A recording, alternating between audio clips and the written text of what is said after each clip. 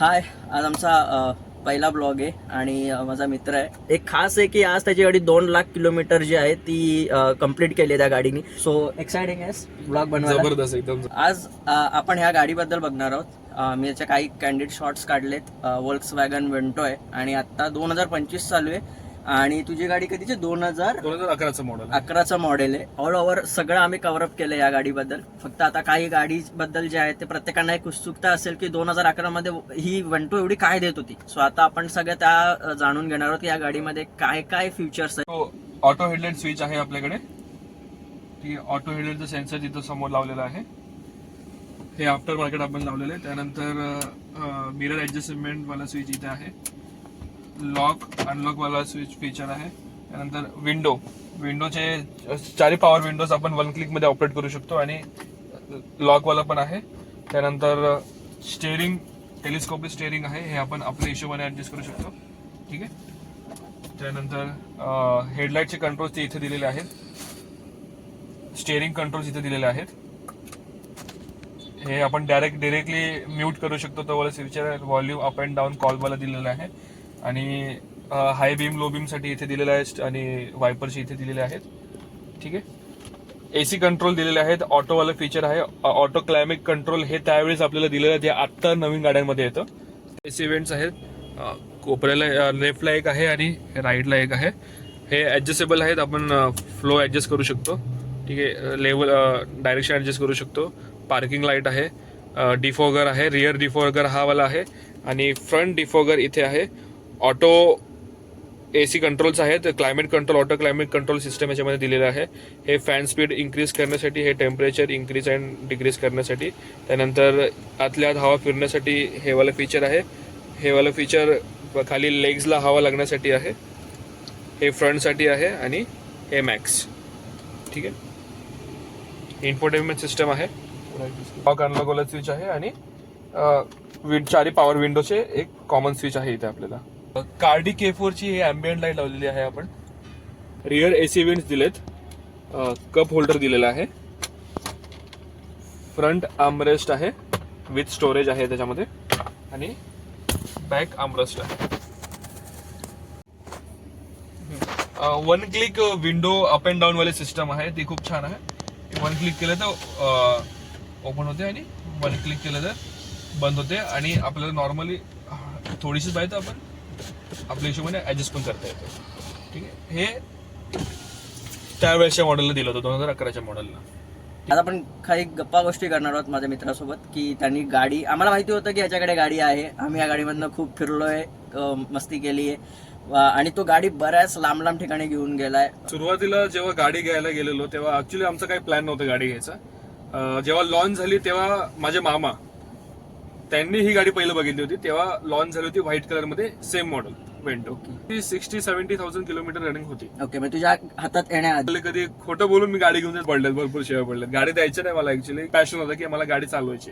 Okay, तर त्या हिशोबाने मी गाडी पहिल्या गेल्यावर शिकलो. नंतर मग दुसऱ्या गेल्यावरती हळूहळू मी ते जसे दुसऱ्या गेल्यावरून पोहोचलो हळूहळू पुढे नेत गेलो मी गाडी. पहिली ट्रिप मी मारली होती नाशिकला. त्यावेळेस एक्सपिरियन्स कसं होतं ज्यावेळेस पहिल्यांदा तू हायवेला एवढा गेलास? घाट लागले असतील, ऑफकोर्स आपल्याला घाट लागतातच.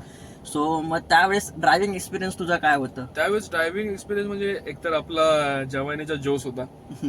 गाडी अजूनही तो अजून पण आहे. तेव्हा चालवताना एक गोष्ट जाणवली की गाडीचे हँडलिंग आणि ज्या वेळेने मी कॉर्नर्स कट करायचो घाटात वगैरे, तर तो जो कॉन्फिडन्स होता ना तो खूप जबरदस्त होता या गाडीमध्ये. फुल मॉडिफिकेशन झाल्यानंतर तू आम्हाला गाडी दाखवली. काय करायचं ठरवलं वेंटो मध्ये स्पेशल की यार हे लुक आहे ना वेंटो मध्ये चांगला दिसेल? फर्स्ट ऑफ ऑल तर एक तर तुझे गाडीचे जे DRS तू लावलेत ते जबरदस्त लावलेत. तू असं काय डोक्यात प्लॅनिंग करून चाललेला? कारण की वडिलांनी तर परमिशन ऑलमोस्ट स्टार्टिंगला दिली नसती, दिलेच नव्हती. सो तुला असं काय विचार आला गाडीमध्ये की अरे आपण हे मॉडिफिकेशन ना करायला पाहिजे गाडीत, हे वेंटोला अजून चांगलं दिसेल? आता गाडीमध्ये काय काय केलंय हे मला सांग ना. आता सध्या गाडीमध्ये आपण आतापर्यंत 2019 ते 20 मध्ये मी एक you type BMW type me headlights install केले.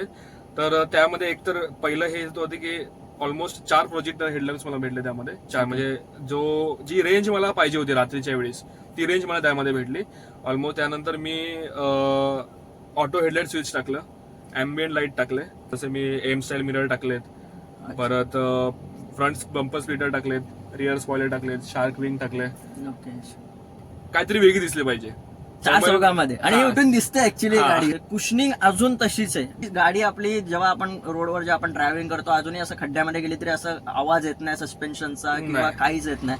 सो तू गाडी पहिल्यापासूनच सर्व्हिस सेंटर मधनच करत होतास? हो, ऑथराइज सर्व्हिस सेंटर मधूनच करत होतो. सर्व्हिसला न्यायचो नाशिकला. म्हणजे तू नाशिकला सर्व्हिसिंग साठी गाडी सर्व्हिस खास नाशिकला न्यायचा. न्यायचं. हो, जेव्हा नवीन गाडी असते तेव्हा जास्त कॉस्ट येतो सर्व्हिसिंगचा, की जेव्हा जुनी गाडी होत जाते तेव्हा जास्त कॉस्ट येतो? जसं जसं किलोमीटर वाढत जातात गाडीचे तसे तसे सर्व्हिसिंग कॉस्ट वाढत जाते. एकतर आपल्याला टायमिंग बेल्ट चेंज करावा लागतो.